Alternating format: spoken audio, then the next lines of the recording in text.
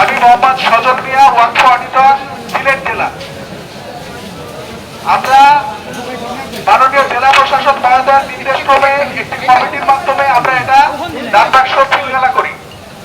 আমরা এখানে গত 18/6/26 তারিখে বিকাল 4টা নাগাদ আমরা এখানে সিলগালা করি কমিটির সদস্যবৃন্দ।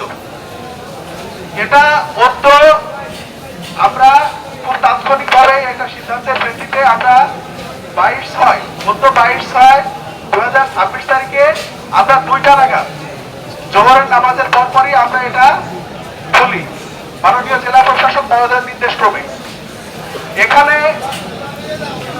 এখানে আমাদের মিডিয়ার ভাইয়েরা উপস্থিত ছিলেন, সিলেটের আবহাওয়ার জনসাধারণ উপস্থিত ছিলেন, অতিরিক্ত জেলা ম্যাজিস্ট্রেট বৃন্দ ছিলেন। এখানে আমাদের সিলেট কালেক্টরেটের সকল ম্যাজিস্ট্রেট বৃন্দ, নির্বাহী ম্যাজিস্ট্রেট বৃন্দ, কর্মকর্তা কর্মচারীরা উপস্থিত ছিলেন। তো আমরা যে মোট পিতলের 3টি ড্যাগ, এটা আমরা সিলগালা করেছিলাম। এছাড়া মহিলা ইবাদতখানার একটি ছোট ডাক বাক্স এটা আমরা সিলগালা করেছিলাম। এই 4টি আমরা সিলগালা করেছিলাম। এছাড়া আমরা জেলা প্রশাসনের তরফ থেকে আমরা 4টি এক্সট্রা ডাক বাক্স স্থাপন করেছিলাম। এই টোটাল 8টি ডাক বাক্স আমরা আজকে ডাবল লক করা অবস্থায় আমরা খুলি। তো এতে মোট প্রাপ্ত টাকা হচ্ছে 17 লক্ষ নগদ টাকা, 17,65,549 টাকা, 17,65,549 টাকা।